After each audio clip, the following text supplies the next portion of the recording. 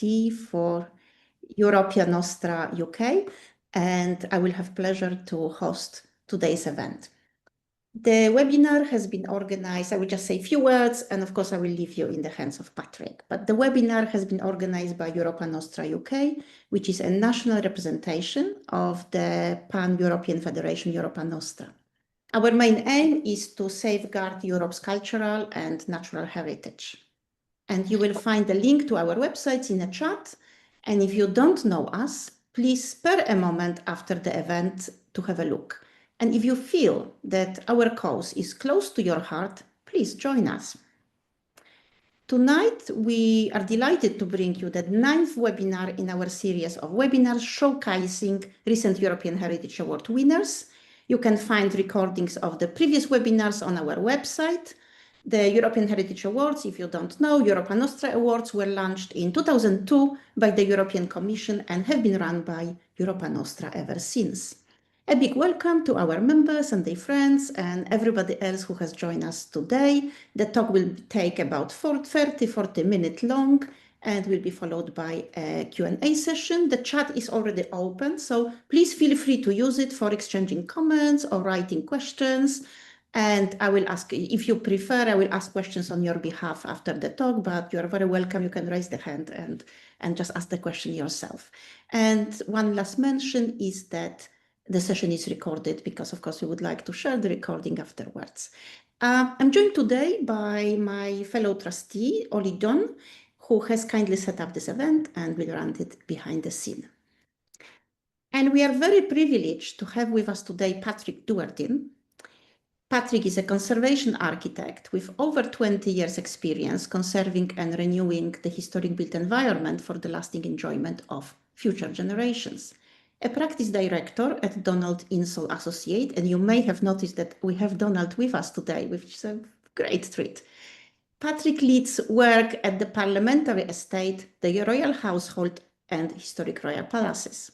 He has worked at the Palace of Westminster continuously for over a decade, leading the Europa Nostra Award-winning conservation of Westminster Hall and several other notable projects across the site. Patrick's interests lie in how buildings communicate significance and how architectural conservation mediates the meaning that history holds for contemporary audiences. He's motivated by the joy of architecture and the satisfaction of completing projects which hold meaning for diverse groups of people. What I find very special about Patrick is that he's not only an excellent conservation architect, but he also understands nuanced relationship that buildings have with people and with time. Let me now invite Patrick to take us for a fascinating journey through conservation of the Westminster Hall. Patrick, if you could share your screen. Thank you, Joanna, and thank you for that very kind introduction. How's that work? Can you all see that? You need to share your screen, I need but to we've press the just done. share You need to button. share, yeah, the green button. There we go. And fantastic. We see your screen very well. Super. So I'm going to talk about Westminster Hall, which is the oldest surviving part of the Palace of Westminster. It's a Grade 1 listed building and part of a UNESCO World Heritage Site. Our project between 2010 and 2020, continued a little bit beyond that actually, was a program of conservation, cleaning and repairs to the hall. And Donald Insall Associates, we were lead consultant, architect, conservation architect. We worked with Alan Baxter, a structural engineer, on this project for the Parliamentary Estate. The work included the installation of the Jubilee window as well as repairs to medieval and post-medieval stonework and to the 14th century roof and lantern. The project transformed the hall and enhanced collective understanding of it. In this talk, I'm going to talk about the architectural history of the hall a little bit and its heritage significance. And then I'm going to describe our project and the challenge that the project faced and how we addressed them. And I'm also going to describe some of the things that we discovered. I hope at the end of that there'll be time for discussion. I've got quite a few slides there, so I'm going to, without anymore. I'm going to move on. But this first slide just shows you where Westminster Hall is. If you don't know, the picture on the left is a modern view. The one on the left is from the 15th century. So Westminster Hall, as I said, is a Grade 1 listed building, part of a UNESCO World Heritage Site, and it's the oldest surviving part of the Palace of Westminster. Oh, excuse me, I'm having a problem here with the technical issues. I do beg your pardon. We see the slide very well. Yes, I've showed you the wrong slide though. Ah. So I'm going to just do this and then that, and then hopefully it will work. No, it's not working. I'm afraid I can't. Right, there we go. So Westminster Hall is considered the most historically significant secular building in the UK. It's the public entrance to the Palace of Westminster, and it's used by the monarch on state occasions and for addresses by visiting heads of state. And key events in the development of the rule of law and the English legal system took place within its walls. The 14th century roof is the crowning achievement of the English carpentry tradition. It's the largest clear spanning medieval roof north of the Alps, and it was unsurpassed in span in Britain for over 400 years. So it was really only with the Industrial Revolution that wider spanning roofs became possible. The origins of the hall were in the reign of Edward the Confessor, well, possibly earlier, but Edward the Confessor certainly resided at the hall. It was largely due to its proximity to Westminster Abbey. The early history of the palace, however, is quite obscure. After the Norman conquest, the Norman kings of England maintained this association with Westminster. The hall was built in the reign of William II. It started construction in 1097 and it was finished in 1099. The person responsible was Ranulph Flambard, who was the Bishop of Durham and was William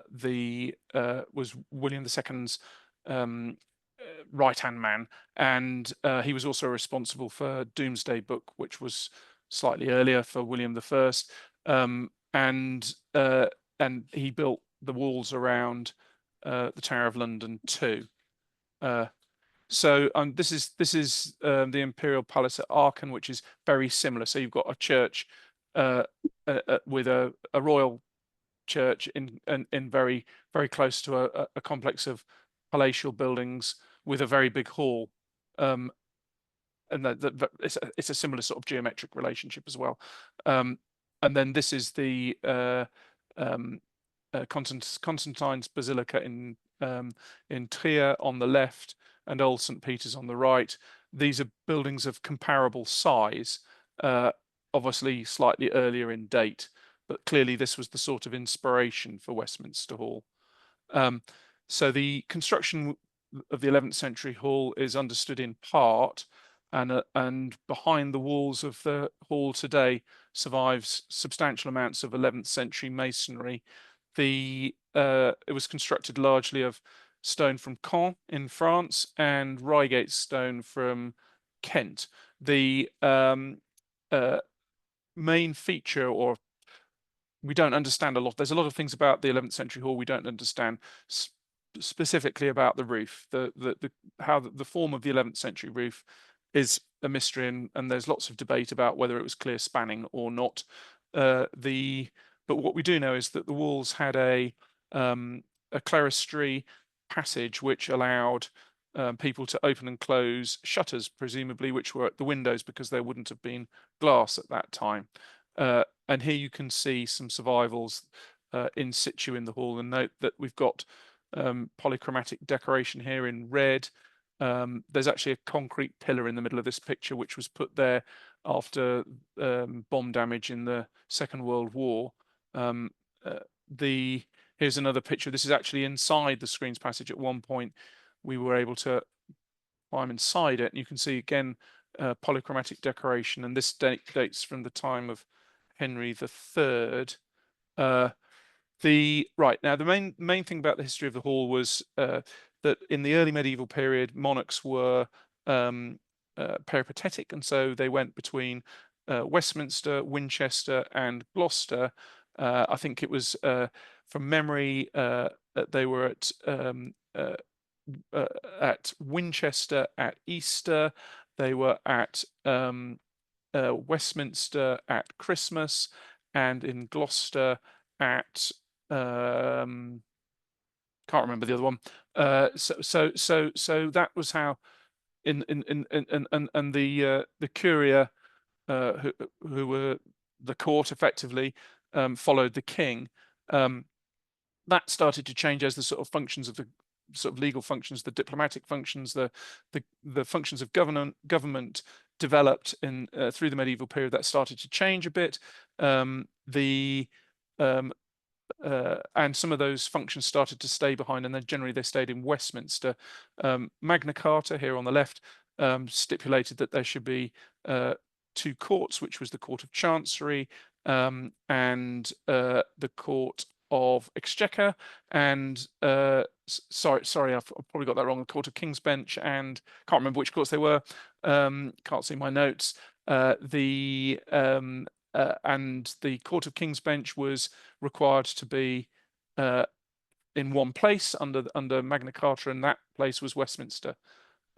So moving on, right. So this is actually the 15th century. If I could use my, don't know if I can point on here, Westminster Hall here. This is the same picture I showed you at the beginning.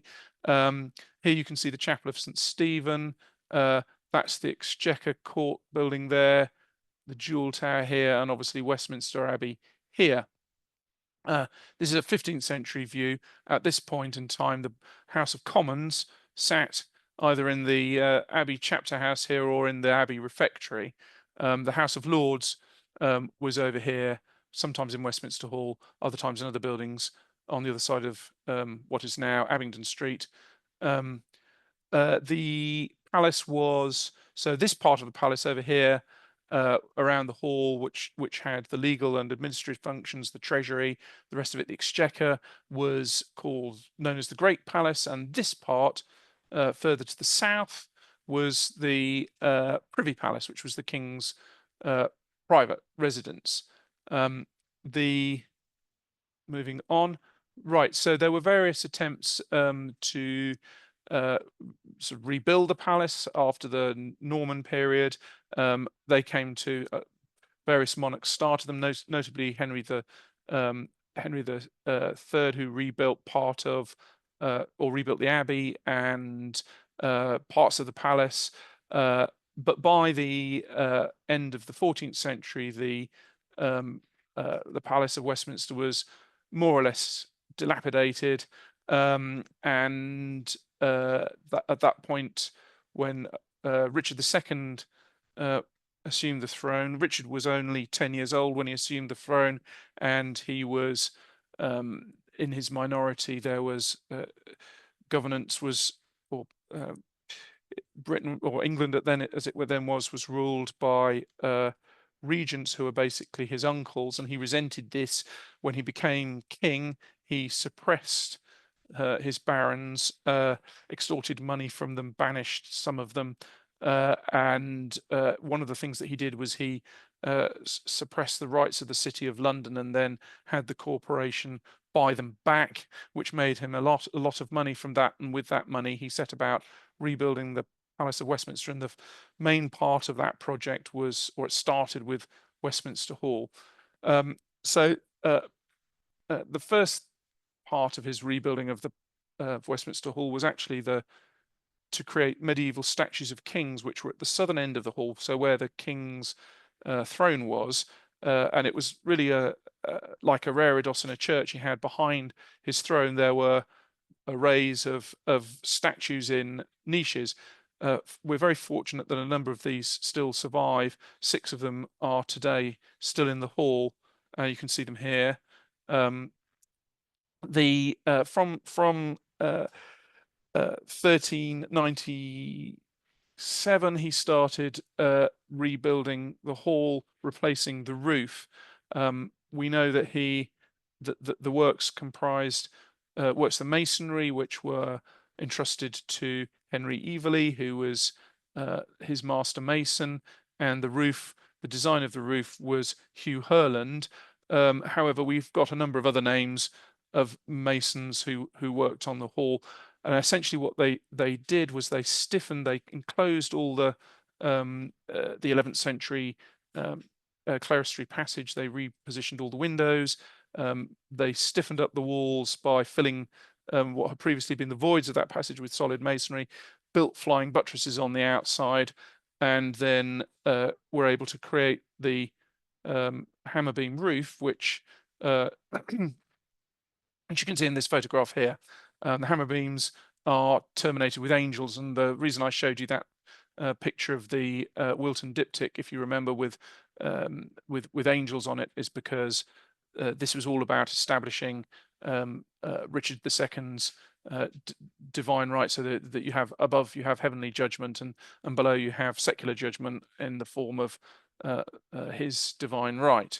So that was the major works at the end of that. Now, importantly, Richard II was deposed before he was able to complete the works to the hall. They were completed in the reign of Henry IV, and here you can see a section through the hall as it was constructed at that time. So you can see the buttresses, and on the top a lantern. There were originally lanterns at both ends of the hall, so one at the north end and one at the south. And then there were windows at the north and south ends with which were magnificent perpendicular windows. Here you can see this is actually looking south, so you can see the statues of kings there in their niches as well. This is a view of the Palace of Westminster, a conjectural view, probably rather romanticized from it was a 19th century drawing. And in the middle you can see here, oh, I'm very sorry, gone ahead. Here is Westminster Hall, and here is the Chapel of St. Stephen's Cloister, the Abbey in the background there. In the Tudor Palace was there was a fire in about, I think, 1523 or thereabouts, and which destroyed most of the medieval Privy Palace, and at which point Henry VIII vacated, and it was in the reign of Edward VI. Edward gave St. Stephen's Chapel in the middle of this photograph to the House of Commons to be their first House of Commons chamber in the palace. From that date on, the connection of both Houses of Parliament with the Palace of Westminster, which that was when it was established then, and it's continued to the present day. So I mentioned really about the rule of law. Westminster Hall has been throughout its history the scene of notable legal events, culminating perhaps in the trial of Charles I for treason. He was condemned to death in the hall, and sort of legal functions continued throughout the into the post-medieval period. So this is really the 18th century. So you have the Court of Chancery and Court of King's Bench still at the southern end of the hall, Court of Common Pleas at the northern end of the hall. The hall underwent a lot of continual changes over the century. So in this picture on the right, which is from Ackerman's microcosm, that's a lithograph of about, I think it's about 1810, actually, by the older Pugin, A.C. Pugin, and it shows there William Kent's screen, which was erected to provide enclosure for the Chancery and King's Bench. And you can see also in this picture there are doorways opening through the west wall of the hall, and those went into the courts, which were built along St. Margaret's Lane, notably the Court of the Exchequer, which is actually a medieval building at that time. This is a view of the palace from the Prevost panorama. This is more or less contemporary, actually, with the Ackerman's microcosm. You can see the hall there in the middle, In front of the hall in this view are the stone buildings, which were originally designed by William Kent, completed by Bardi, and others. Actually, quite a complicated history to those buildings. And at that point, you can see they're not. It's not, although it's a classical building, it's missing one of its wings, and you still have the collection of medieval buildings, the Court of the Exchequer, the Exchequer Chamber there. That and the other thing notably in the to see in this picture is that at the east end of Westminster Abbey, the Henry VII's chapel, lots of new stone you can see, or clean stone. That's because at this stage, at this point, it was being conserved and repaired. I'm going to come back to that in a little while. So the stone building was eventually completed by John Soane. Soane was extended that around the corner into New Palace Yard in a sort of classical style, and was then required by Parliament to take down the classical building and erect a sort of neo-Tudor building. Soane in 1820 to 22 also recased the north wall of the hall that you can see here. Now that is actually was carried out in close facsimile of its 14th century appearance, and when we get to see some of the other things inside the hall which Soane did, it's quite interesting to understand how. I mean, he was doing conservation in a not dissimilar way to how one might do it today. Very, very careful to retain historic fabric and to restore missing features very carefully, and to use similar materials. And he was meticulous about it, actually. So this is the interior of the hall, the coronation banquet of George IV. I think that was 1822, I can't remember, 1822, 23. At that period, note you've got these hanging chandeliers from the roof. This is looking south. You can just make out the medieval kings at the southern end of the hall there. Now, in advance of the coronation, or in the same period, Soane moved inside the hall, and there are records of him having completed the roof at the north end, which is rather mysterious, and having sent to Portsmouth for supplies of oak to do this work. And it's tempting to speculate that oak coming from Portsmouth may have come from ships, although we've found no evidence we can conclusively say that these timbers are ship's timbers. But it would be very exciting because presumably they would have been ships from the Napoleonic fleet, which, if that timber was present in the hall, that would be quite an interesting thing to show. But we haven't been able to do that yet. Soane also, he repaired the north wall, and the window at the south end as well. And the lantern on the roof was found to be in a very poor condition. By this stage, there was actually only one lantern. The lantern at the northern end had vanished. One lantern at the southern end, and he replaced that with a structure of a cast iron lantern, which doesn't survive today. I'm going to talk about it a little bit if there's time later on.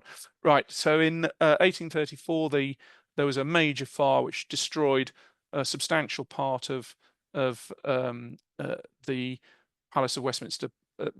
What had been the Privy Palace was the House of Lords, and other ranges of buildings adjoining that. The hall survived largely because at that point it was scaffolded, and the people fighting the fire were able to make use of that scaffolding, and that may be the reason why they were able to save the hall. It was scaffolded because in the later 1820s and into the 1830s there had been an ongoing program of repairs to renew the masonry casing of the interior of the hall, and that was undertaken by Robert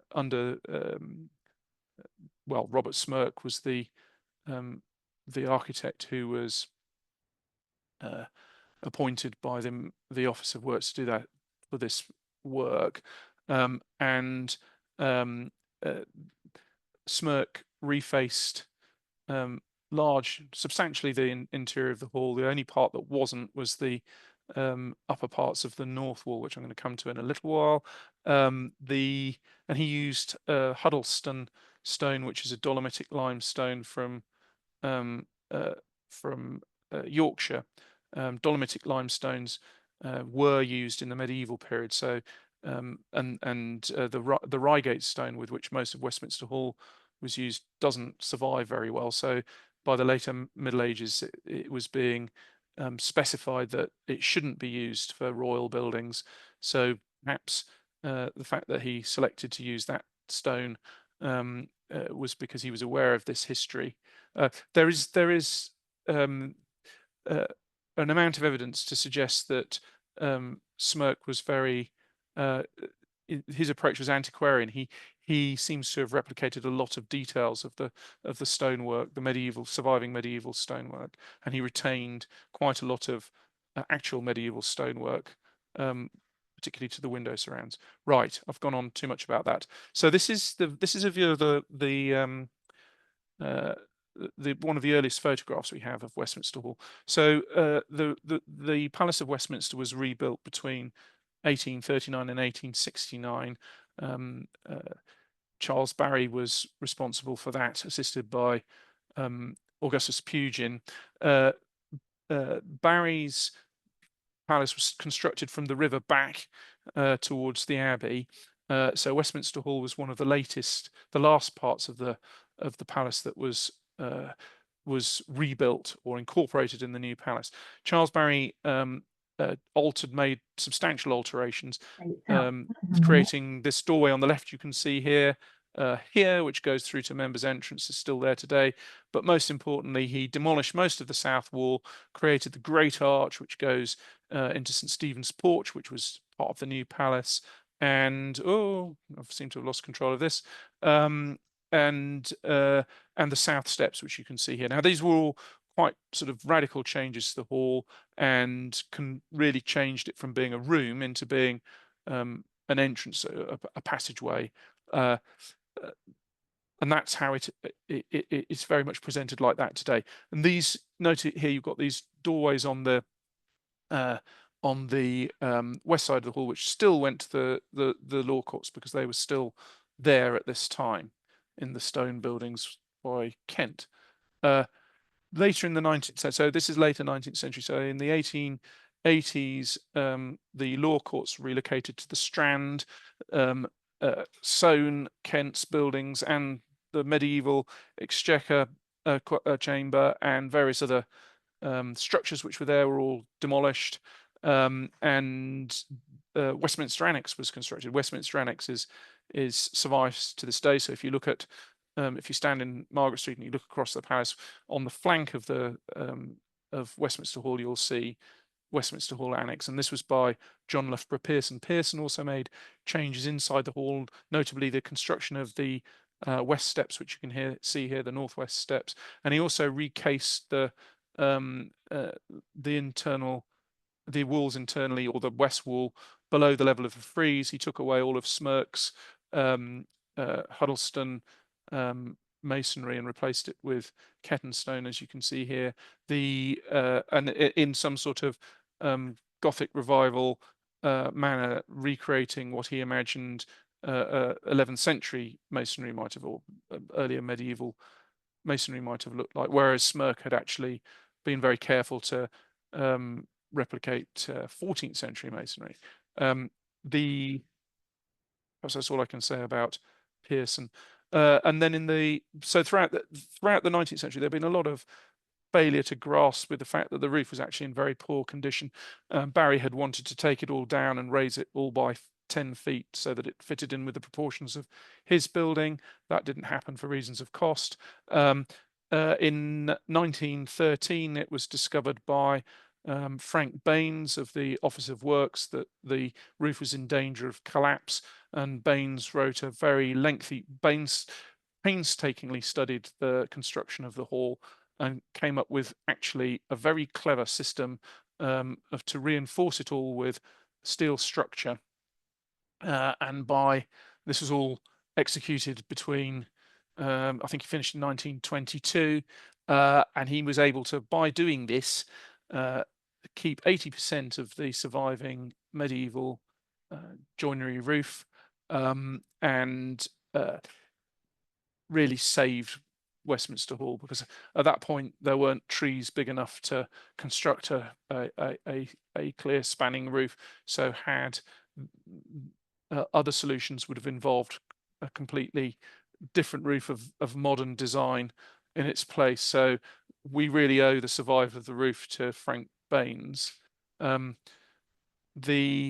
Right, and then in Frank Baines also rebuilt the lantern. You can see the charred remains of Baines's lantern here. So he took away Soane's cast iron lantern, and fortunately there were some drawings of the 14th century lantern which had survived up till the early part of the 19th century, and Baines was able to replicate that, although he made some adaptations to the design of lantern. He made it taller, which allowed for more ventilation of the roof, which he thought was important to stop the spread of death watch beetle, which has been in the roof probably since the 11th century, to be quite honest.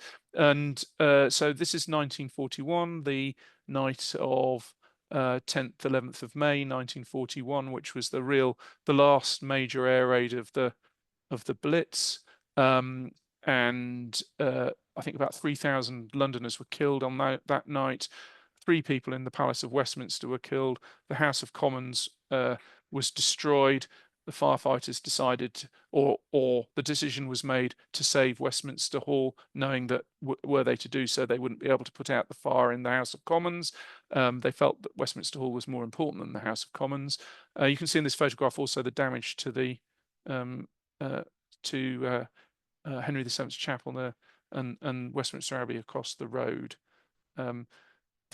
So there was quite a lot of damage in 1941, and it took until 1951 to complete it. The IRA had another go at setting fire to the hall in 1974, which actually I'm old enough to remember this. I can remember seeing this on television and when I was a child. And fortunately, the fire was contained within Pearson's Annex, most of which was burnt to a shell. But again, the hall was saved. There was some damage in the northwest corner to the roof. And then more recently, the lying in state of the late Queen. This is actually after our project, so you can see here the walls after we'd cleaned them and the roof, which leads me now, and that's enough about history. I'm now going to talk a bit about what we did. So in 2010, whilst the hall was structurally in good condition, the fabric was not in good condition. There were the masonry was there were problems with leaks. Sort of during the war, they'd replaced the gutters with asphalt on concrete, which had then failed. Lots of water got in, so there were lots of salts, which started causing the stonework to decay. There were the roof was parts of the roof there were occasional falls of timber from the roof, small pieces of timber. And then part of the vaulting within the lantern fell, and that was so. Then there was a scaffolding deck constructed underneath the lantern, not in good condition. Part of the problem with this is that when a building isn't in very good condition, then people cease to care for it in quite the same way. So there had been quite a lot of mechanical damage to details of the hall, and it was felt that the poor presentation also wasn't appropriate for what by now had become the public entrance, because for security reasons they stopped using St. Stephen's Porch as the entrance and brought everybody through the hall. So it was thought that it was important to do something about the appearance of the hall. That was the origin of our project. If I can go on, right. So this is sort of typical problems this was really to do with urban pollution and sulfates. On the left here, you can see, actually, this is quite an interesting picture, because you can see here, this is Frank Baines' steelwork at the apex of the roof, huge steel plates and bolts holding it all together. But here you can see some probably 14th century tracery. and you can see this pattern of surface decay. So the black is the sulfate salts, and then this in the presence of water makes sulfuric acid, which then attacks the wood, and the surface of the wood decays like this, and it then reveals this. In this photograph, it looks a sort of mustardy colour, but often it's quite a chestnutty colour. This had been happening for a long time, and in the 19th century, people actually thought this chestnutty colour of the oak was very attractive and commented upon it very favourably. But actually, it's due to the decay in the presence of sulphur.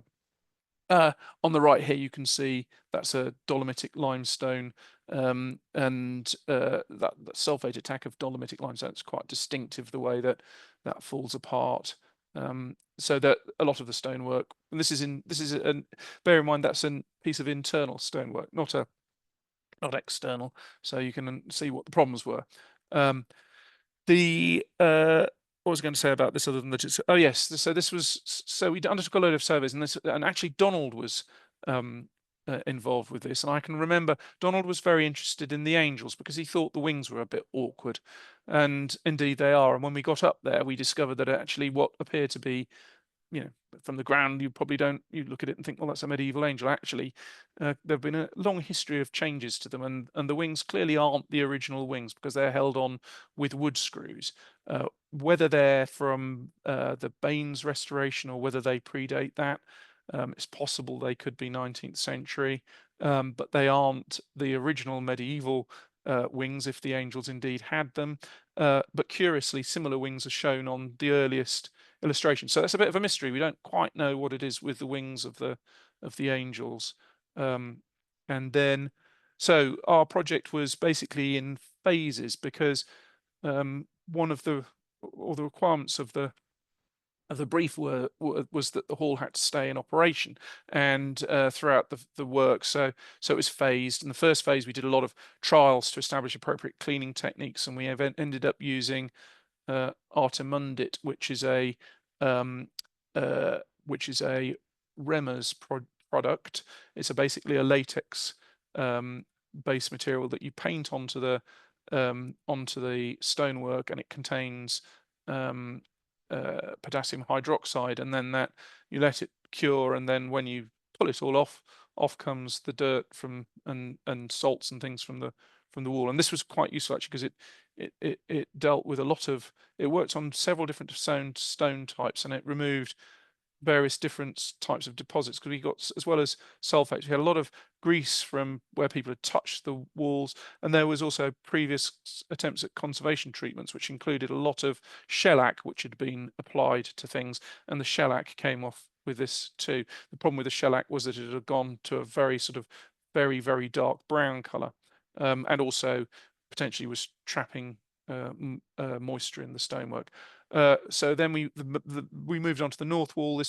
We discovered that the upper part of this, well, as I said, it is all Reigate stone. The lower part was Huddleston from Smirke's recasing, but the top there is all 14th century ashlar, very distinctive in this sort of landscape format, blocks of stone that are sort of up to about 18 inches tall, maybe a little bit taller in their courses.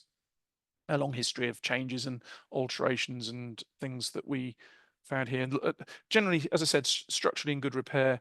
Locally, some of the individual stones not in such good repair, although we retained pretty much everything. There were one or two areas where we had to replace stones which were completely missing, but generally if they were heavily decayed, it didn't matter. We retain them anyway.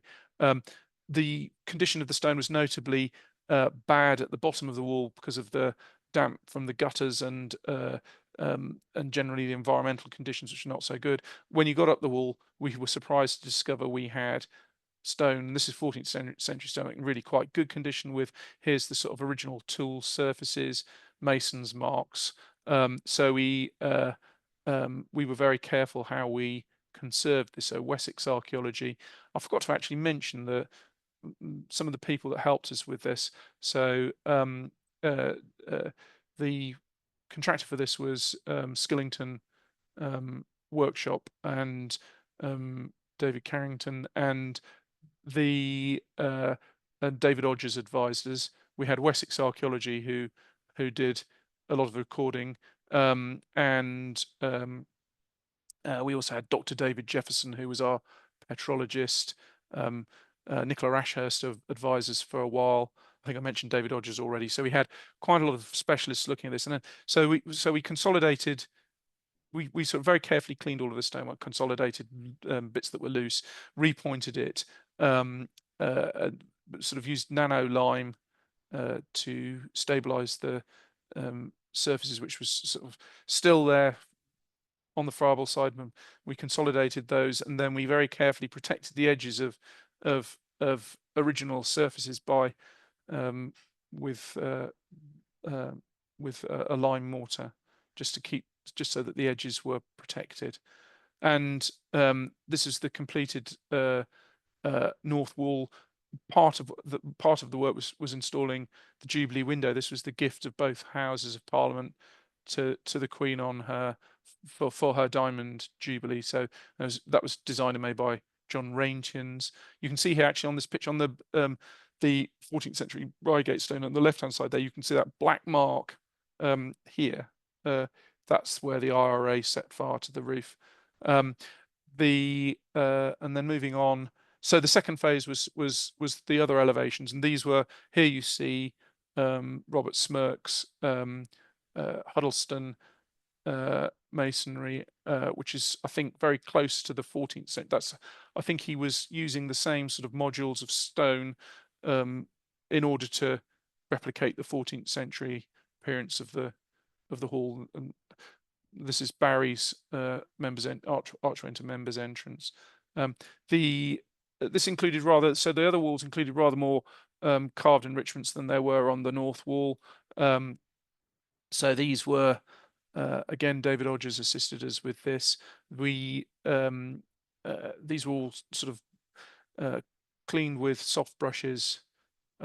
We removed an amount of surface deposits using ammonium carbonate, some hand tools, consolidated things with nano lime, and shelter coat, and used repair mortars in some locations, and some of them we shelter coated. Now this one's quite interesting here because this, we believe, is actually a swan. You can't really see it in this angle, it's not a great angle. The swan was actually the emblem of Henry IV, so we think that maybe the fact that there are swans within the heraldic enrichments of the hall might suggest that these parts of the hall were completed not in Richard II's time, but after he was deposed in 1399 during the reign of Henry IV. And if I can move on, so here, this is typically what we're doing. So there are a lot of these. So the frieze which goes around the hall, all four walls, and you have white hearts, which are generally you have white hearts, which is an emblem of Richard II, and they alternate with Plantagenet helms. There's a speculation as to whether they're originally shields beneath the helms, but none of those survive. And we had thought that these were all dated from Smirke's recarving or recasing of the hall, but we discovered through Dr. Jefferson's looking closely at the stones that an amount of them were in fact medieval. The stone could only have come from the Huddleston quarry in medieval times, and therefore likely the carvings were medieval, and so rather more of these we think are now 14th century and not 19th century. So generally they were the one on the left is before we started, cleaned in the middle, and then we put shelter coats on. And one of the reasons for putting shelter coats on was to try and control the future decay by basically closing up pores in the stone, reducing the surface area so that in moist conditions it was less likely to decay. Interestingly enough, we didn't find very much evidence of polychromatic decoration, which is what one would expect from a medieval building. Very, very few instances of this. And I think this could be evidence that Henry IV may have concluded the construction of or rebuilding of the hall very quickly, and possibly for reasons of budget, it never was polychromatically decorated. The Right, and then the final phase of the hall was the roof and the lantern. The major issue here was actually access, so we had to design a bespoke. So this was to try and keep the floor clear, so that the use of the hall could continue whilst our project carried on. So we had we suspended scaffolding from Frank Bain's steelwork. There was enough structural capacity in the steelwork to suspend scaffolding from it, but unfortunately only to one side of a truss at a time, which meant there was a lot of working over hands, and it was very painstaking work. But actually, interestingly enough, what we were doing was, there were no major sort of structural repairs. It was removing accumulations of dust, hadn't really been cleaned probably since the 1950s, resecuring pieces of timber which had become loose. This is on the right here. You can see this is all sulfate decay of some tracery from very high up in the hall. And interestingly enough, these were made as a sort of sandwich construction. I can imagine that was to do with perhaps with the fact that where you get these the cusps, you have very vulnerable pieces of joinery. So by laminating two pieces together, it gives it a bit more stiffness, a bit more resilience. Those were all held together with some sort of animal glue, a lot of which had failed. So a lot of those we repaired. There were an awful lot of drawings like this, and a lot of detailed drawings went into it. But I mean, this looks quite alarming. You think, well, there's an awful lot of work there, but a lot of this was actually just different sorts of brushing to remove surface deposits, and being very careful to take away only things which we thought were deleterious, and only to the extent that we thought was absolutely necessary. We didn't really do that many sort of repairs beyond refixing things which were loose. These were the only sorts of exceptions. So Frank Bain's, or possibly earlier, it's possible that this was a previous repair, but had secured the hammer beams onto the hammer posts using steel bolts, and these were all exposed, and it was felt, well, we should do something about the fact that that's going right through the middle of a shield of arms held by an angel. So this was the only real thing that we repair that we made. And here you can see a completed angel. We kept, obviously, the wings, which are not medieval. This is the angel that has a sort of thing that it's where the angel's feet are is actually a representation of a cloud. They're quite curious proportions when you get close up to the angels. They are clearly meant to be seen from below. When you see them close to and from the side, they're very odd proportions. We found quite a few interesting things like these in the roof. I don't think RS stands for Robert Smirk. I suppose it just could do. Interestingly enough, November the 22nd is my birthday. That's quite nice to find. And perhaps, and we found in a number of locations these geometric patterns, which are commonly referred to as witches' marks, which probably are from the earliest, from the 14th century, early 15th century. From the Middle Ages anyway. Right, and then the final part of the project was repair of the lantern. The lantern was covered with timber. It has a steel structure, and this was all reconstructed in the 1950s after it was burnt out in the Second World War, but to the Frank Bain's design, as close as we can tell. So it has a steel frame and then an oak structure, and over the top of that sandcast lead. And unfortunately, the sandcast lead had, in many cases, was suffering from fatigue. Splits had started appearing, and a lot of underside corrosion. So we realised we had to take all the lead off, undertake joinery repairs to the wooden backgrounds, and then replace all the lead. We also remade all the glazing to the windows. When we took the lead off, when we stripped the lead, we found that most of the oak was in quite good condition, but there was a problem with the drainage. So at the higher uppers level, you can see here there's a sort of gutter which goes around underneath the flesh, and there was a very small sort of 2-inch or less, 1.75 inches diameter pipe, which was an internal pipe inside the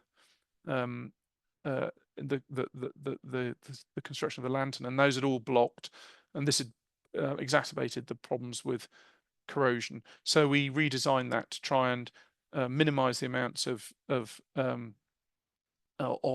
pipe work which was inside the lantern. So we ran there's a sort of gutter which goes down on top of the buttress that you can just see there, and we installed a sparge pipe, so at least we could tell if it was blocked in future. All these sort of lead ornaments that you can see there on that window surround they're all solid cast lead. They're quite heavy, and they were all salvaged from the 1950s lantern and reused. And then the interior of the lantern, where the parts of the vaulting here that you can see had come loose and fallen. When we investigated that, we found that a lot of them were only they were held in place by the ribs, and there was a sort of rebate of 1/2 inch, 3/4 of an inch, and that was felt to be didn't allow us any movement. So we redesigned that. Those were all now held in place by a slightly more substantial structure behind. And so that was the lantern.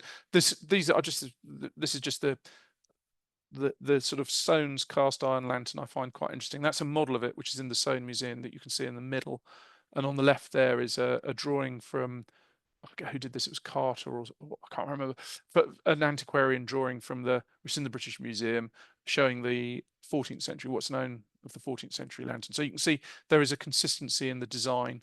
And on the right, you can see that Frank Baines raised the lantern up and created a lower stage, which has got these ventilators in it. So he was trying to improve ventilation of the roof to stop decay. A lot of people worked on this project, and I think really I always think, as an architect, when a project's finished, nobody sees anything that I do. They see the work that these guys do. And but it was a big team. It's difficult to sort of thank everybody. The Skillington Workshop, who did the first phase, Mighty were the main contractors for the second stage, and DBR were the contractor for the second and third stage. Dolman Conservation and Sands and Randall were our joiners. John Ratings did the windows. DBR did the lead work. It was a great project, and it was an absolute privilege to work with these people on this building. So that's how it looked when we'd finished. In some ways, not dissimilar from how it looked before, but with a lot of vectors of decay addressed, presentation enhanced, and once again, some light. I mean, the lanterns were there to ventilate open fires in the hall, not for lighting. And but nevertheless, it's nice to see some light coming through the roof from the lantern. And there we are. That's it. Thank you. I'm sorry, I've probably blown time completely by that mess at the beginning. That was very short, and that was a great introduction anyway, that made us all very relaxed. And thank you so very much for this most amazing talk. For myself, I'm very glad that despite all the careful research you've done on the building, the angels and their wings still remain a mystery, because Yes. I believe such a historical building does need some mystery still, and you haven't managed to kind of clean it all. And also, of course, now we know when to send you birthday cards, and that is 22nd November. We do, yes. Yep, that's my birthday. Let me invite questions from the audience. There are various comments. Absolutely beautiful work, so fascinating. Thank you so much. Is there still a death watch, beetle infestation in the roof? Well, Question from Andrew Shepherd. the recent sort of modern history of Deathwatch beetle is that it was definitely, that was what Frank Baines really discovered, that there was a lot of Deathwatch beetle in the roof. There were every patent system you can think of, every chemical you can think of. I didn't actually mention this, was thrown at the roof in the 20th century. So actually all the dust, and it's a highly toxic environment up there. There is no evidence of Deathwatch beetles infestations of the level that there clearly were in the past. However, we know that, I mean, in the Second World War, they had to put that fire out. They threw an awful lot of water on the roof. So it did start again, started up properly in the 1950s. And then when the IRA set fire to the roof, the same thing happened again. So when you get water, you get then some rot, and then off goes the Deathwatch beetle. I would be extremely surprised if there isn't Deathwatch beetle in the roof. It will be impossible to get rid of, I think, in a in a structure of this scale with this history. So I wouldn't say no. We've put paper over in a number of areas over holes that we think are relatively recent, and when there's an opportunity, we will be inspecting those to see whether we can find any flight holes to prove one way or another. Yeah. Thank you. That sounds like a very honest answer. Another question. Brilliant work and presentation. Was there any non-destructive tests used to test the strength of the stone or the mortar? No, because I mean, a lot of what as I said at the beginning, there were no structural defects. I mean, there are sort of, the sort of bomb damage caused some cracks. The construction of the District and Circle line caused some cracks. The construction of the underground car park, which was built in the 1970s under New Palace Yard, has caused some structural movement. So there is structural movement, but not materials failure. So we didn't feel the need to do that. The stones which we used for repairs, we were able to get a very similar stone from only a few miles away from the Huddleston quarry for the to repair Smirk's ashlar. That we replaced 3 pieces of it. The Reigate stone, where, as I said, where pieces of stone were actually missing, we used Chillmark for that.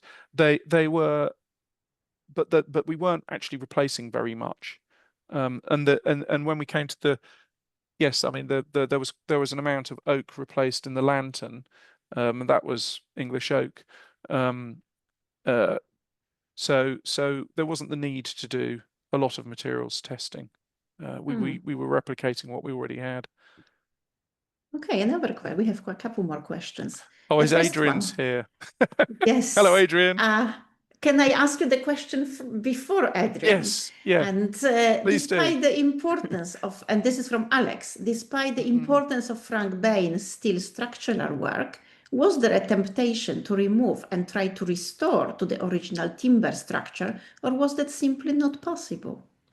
No, it's not possible, because in the 14th century, the trees which they had must have been magnificent oak trees, huge, because the timbers are huge, and they just don't exist like that anymore. So that was the reason why what Frank Baines actually, I have to say, for my money, Frank Baines is the hero of Westminster Hall. He's a magnificent roof. The 14th century roof is an amazing thing to have built in the 14th century, but I think that Frank Baines's work, which saved it in the 20th century, is on a par, really, as a sort of a genius piece of conservation. Even though it's huge, it's like when you see those pieces of steel, they're like something in over a railway station. They're massive. But he hid it all as well. You can't see it from ground level. You just don't see it. You see it that all you see is what is actually a medieval roof, although it's now all hanging from the steelwork. So no, there was no temptation whatsoever to do anything. Sort of Frank Baines's, in terms of significance, the heritage significance of Westminster Hall, Frank Baines's work has great significance, actually, because it was close to genius. He would love to hear you, obviously. Well, probably. I think I'm a fan of him. I mean, he's a very interesting character. He's got a very interesting biography. But we didn't go to that. That's a subject for another time, and others probably are better able to talk about. A different webinar. Yeah. Another question from Adrian. As you know, Adrian is with us. Is there continuous environmental monitoring of the hall, and does the data tell a story of decay or detrimental usage of the space? Well, there is environmental monitoring, as Adrian actually I think probably knows. That it's a very inconsistent for various sort of parliamentary reasons. Nobody has access to the full data yet, but it has been monitored since when would that be? It must be 6 or 7 years now. We know the monitoring's operational. We just haven't got the data from it. But actually, one of the things I think you can tell from the condition, particularly of the Reigate stonework on the north wall, which Reigate isn't a great building stone because it is very susceptible to decay, particularly in the presence of moisture and salts, and it's very stable in fires, strangely. But the fact that that's possibly a unique survival of its original 14th century tile surfaces, and that the fact that that is there in the hall suggests to me that there's a very stable environment. Whether it may be a very warm environment, but it does suggest that there's something which is quite good at preserving, well, Reigate stone at least. So we're not. I think that there's there is concern about the environmental conditions. There is monitoring in place, but there are bigger problems to worry about in the Palace of Westminster, I think, perhaps, than the environmental conditions in the hall. Would we be able to take one more question, please? Did the security constraints of the site cause issues with planning the conservation process? Yes, because, I mean, for starters, everybody has to be security cleared that works there. But also there are, very, very real concerns about events that could happen. So there is a very complicated arrangement of deliveries to site, for example, which involves them having to be screened off site, and nothing. You can't just show up with a builder's van and get into Parliament. That doesn't happen. So there were a lot of concerns around that. There were a lot of issues during the actual, that had to be managed day to day as well around the use of the hall. And that's one of the reasons why we ended up with a suspended scaffolding, because it was, because the use of the hall had to continue, and that meant all the security concerns that there are day to day there continued. So we had to be mindful of all of that. There was, I would say, actually, it's a tribute to everybody who involved, and the sort of, the project. The people in Parliament who led that, and Heather Oakley was one of them. Adam Wachowski, who was the conservation architect at that time, and who dealt with all the stakeholders, and just the logistics of marshalling all the people with, for a start, the Westminster Hall still belongs to the monarch, so we had to deal with the Queen and the Lord Chancellor, and then, but also it's part of the House of Lords, so then you have all the House and the House of Commons, so you have all those, and then it goes on from there, and everybody else, all sorts of stakeholders, and that all had to be managed, and that was, to get the project to the point that we could actually do it was a major achievement in itself. Probably took the same length of time as the actual building works to get it all to that point. That is absolutely fascinating, Patrick.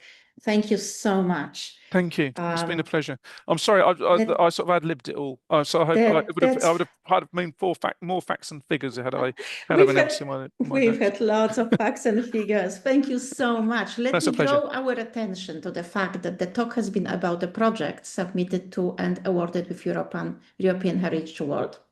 Many of you here with us today represent cultural heritage projects and sites. So please consider submitting your projects for the award. It is a prestigious honor given at a beautiful ceremony, a prestigious award jointly led by Europa Nostra and EU. The next deadline will be 9 September 2025. It takes some work to prepare an application, but the joy of winning the award is really worth it. Our next seminars will be Gideon Tape Tapestries, 26 June, also 5:30 to 6:30. Elaine Owers and Rachel Langley will present on conserving the largest set of tapestries over 24 years and breathing new life into the Gideon tapestries from Hardwick Hall National Trust. And the last in this series will be Budapest 100, 17 July.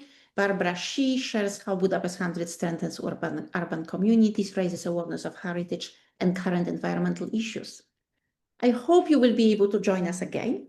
And until then, please consider joining Europa Nostra and stay well. And thank you so much once more, Patrick. Thank you. That was a very special treat to all of us.